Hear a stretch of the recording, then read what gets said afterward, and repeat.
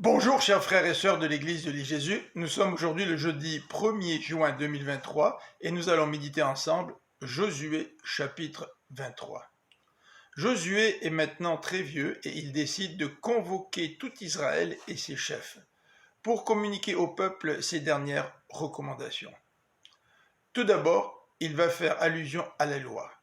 Au chapitre 1er, l'Éternel encourage Josué en lui demandant de méditer cette loi jour et nuit pour avoir du succès dans ses entreprises.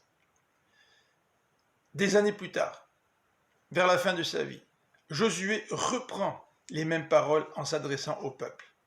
Applique tout ce qui est écrit dans la loi, sans t'en détourner ni d'un côté ni de l'autre. Josué aussi va présenter au peuple un deuxième principe. Le voici, c'est de s'attacher uniquement à l'Éternel. C'est lui qui a combattu pour Israël et qui lui a permis de s'installer en Canaan. Et c'est lui qui lui permettra de compléter la conquête. Troisième encouragement de Josué.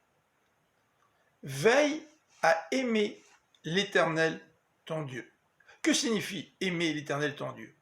Eh bien, cela consiste à ne pas s'associer par mariage au reste de ces peuples qui subsistent en Canaan, au milieu d'Israël.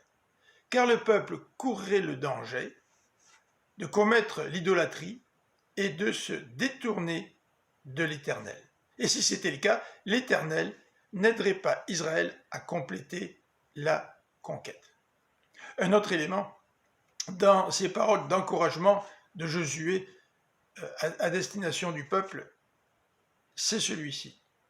Reconnais Israël qu'aucune promesse de Dieu n'est restée sans effet.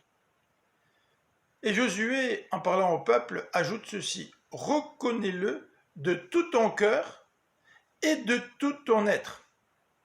Dieu a accompli sans aucune exception toutes les promesses qu'il avait faites au peuple. Si tu violes l'alliance, termine Josué en parlant au peuple, si tu violes l'alliance envers l'Éternel, toutes les menaces contre toi s'accompliront, tout comme l'Éternel a accompli toutes ses promesses envers toi. Ne rends donc pas un culte à d'autres dieux. Ces principes présentés par Josué sont très utiles pour nous aujourd'hui. Nous aussi, nous sommes appelés à appliquer toute la loi de Dieu sans nous en détourner ni à gauche ni à droite. Nous aussi, nous sommes appelés à nous attacher uniquement à l'Éternel. Nous aussi, nous sommes appelés à aimer l'Éternel, notre Dieu, en ne nous associant pas aux valeurs du monde. Reconnaissons aussi que l'Éternel accomplit toutes ses promesses envers nous. Je vous souhaite une bonne fin de journée.